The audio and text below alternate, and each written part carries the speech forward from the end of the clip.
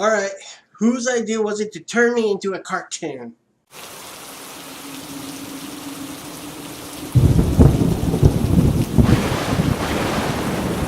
The intro! You just had to do it, didn't you?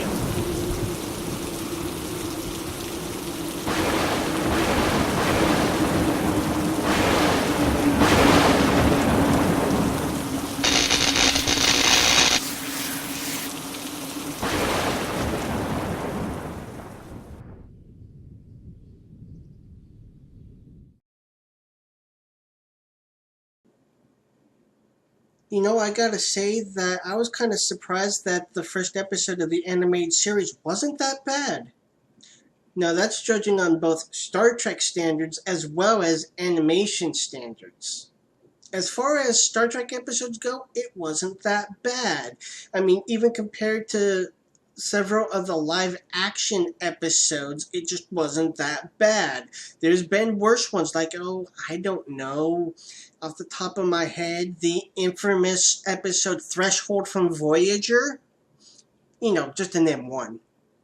But it wasn't as good as others, like, let's say, The Best of Both Worlds. So I might actually be able to get through the 2 seasons of the animated series without pulling out enough hair to make me look like Picard.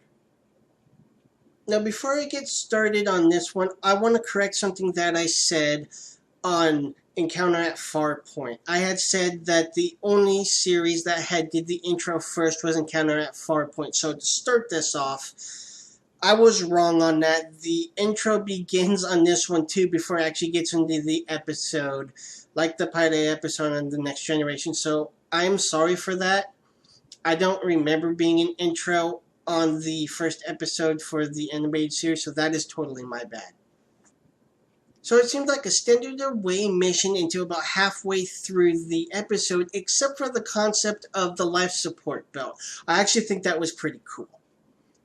Now, as far as away team missions go, I've said before that the original series away missions suck and that most of them just go on and on forever and are major boring shit. But I have to say that this one kind of seemed more like a Next Generation kind of away mission where it actually seemed like there was something worth beaming down for, and it actually caught my attention and it kept it. So that's one benefit to this one so far compared to the original series. And when it comes to the life support belt, they could have actually used this in other Star Trek series, and I don't know why they didn't. I think they should have. So once the thing from that other ship gets transported with the away team to the Enterprise, it starts taking over parts of the ship, and it has a familiar laugh. So it sounds like they beamed up Skeletor without his body. That alien commander, sir. The message said that they had to destroy their own ship. Until we learn more about it, Scotty, perhaps we should be ready to do the same.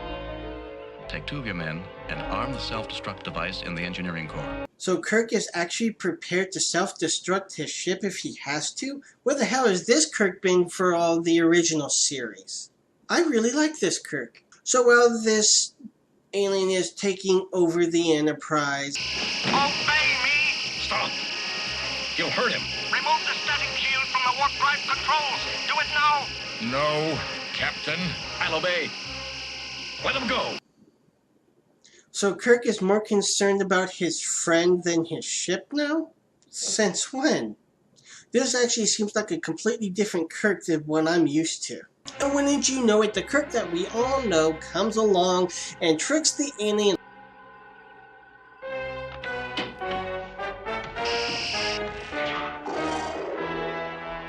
Hi Kirk, thought you were abducted or something. Glad you're back in action, I think.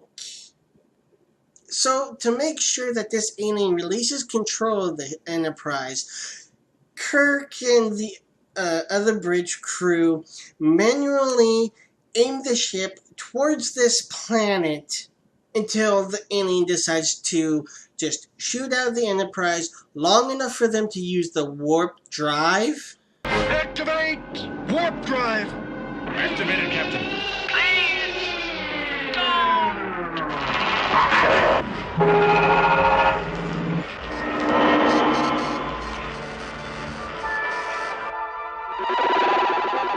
Wait a second.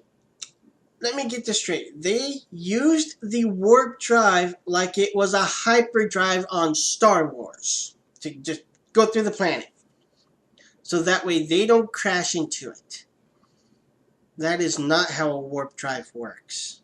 Am I the only one who's seeing a problem here? Because last time I checked, these two type of engines don't work the same way. Now, it's possible they could have been able to reverse the warp engine flow to make them be able to warp backwards.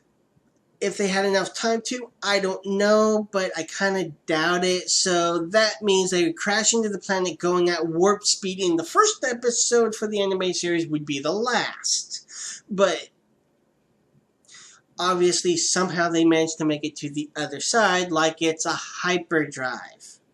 This really bugs me, because that is not how a warp drive works. That is how a hyperdrive works, but that's Star Wars. This is Star Trek. Use a warp drive engine how it's meant to be. Now, never, and I mean never, has the warp drive been used in this manner before or after this.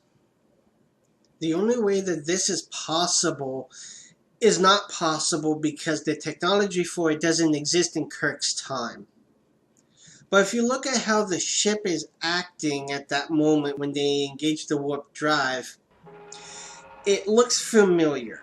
And you'll see it on the Next Generation. And the answer to what it is that can allow this to happen would be a face cloak. Because this is exactly what the face cloak looks like. The only difference is here on the animated series, it's showing the front of the Enterprise, and on the Next Generation, it's showing the back of the Enterprise D. So they would have to, well, going towards the planet, use the face cloak, hit warp, go through the planet, just to decloak on the other end. And this is the only way to do it while using Star Trek technology. But the problem is, like I said, this Star Trek technology doesn't exist in Kirk's time. Now, if you don't believe me, here it is on this episode. Now, here it is on the Next Generation. They look exactly the same, minus just a few minor details. It's the same. So they're using a face cloak. That would be the only explanation for it. But it's not possible because, again, the technology doesn't exist yet. And surprisingly, this is really all I have to say about this episode. I'm shocked that I didn't have a whole hour worth about this. But surprisingly, there wasn't much to talk about when it comes to good or bad.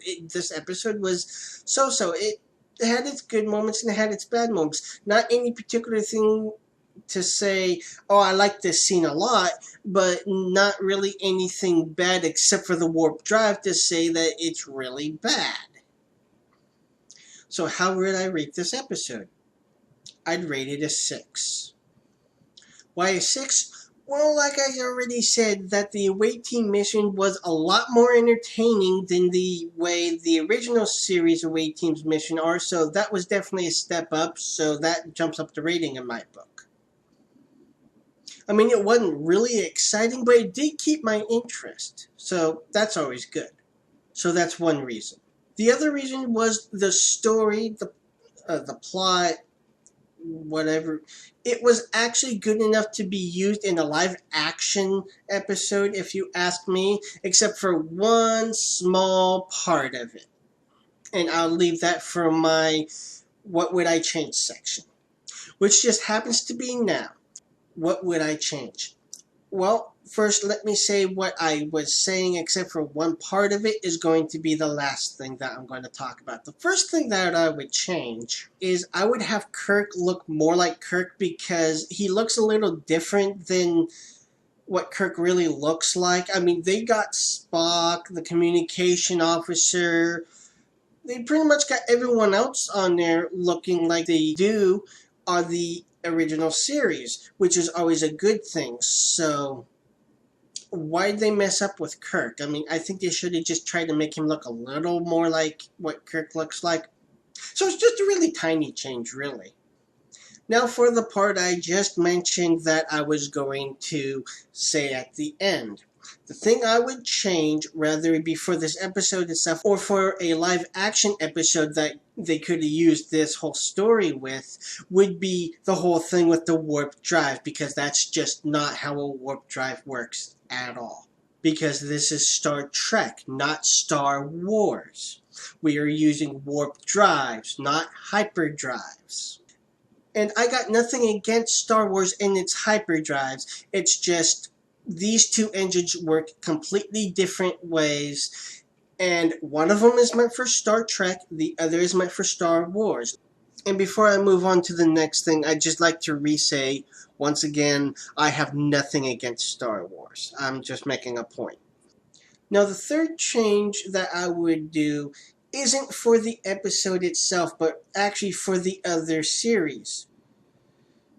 I'd have them use this life support belt for the other series because it could be convenient on certain episodes, but my concern is that if the writers did do this, they would try to make it overly convenient and they would just take advantage of what kind of technology it is, and that would bug me. But overall, there are benefits to having it in the other series. Sometimes that piece of equipment could have been very convenient.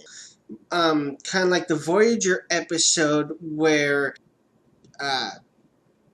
Paris and what the hell? It's in Kim. Where Paris and Kim had went down to what they call the Devil Planet, and they kind of had those weird copies of themselves made that were able to breathe the atmosphere and all that. You know what I'm talking about. I need to keep trying to describe it. Anyway, that kind of life support build would have been beneficial on that, so that way you don't have to worry about a suit getting damaged. If you have what I assume is just the way they're showing on this episode, a force field around your body that's at least being able to be manipulated enough for you to be able to move around and do what you need to do, but at the same time be able to have air around you so that way you can breathe no matter the environment. This would actually be quite handy. Now, the next episode for the animated series, and I'm not even joking about the title here, is Yesteryear. The next video will be on Deep Space Nine's pilot episode, Emissary. I'll see you then.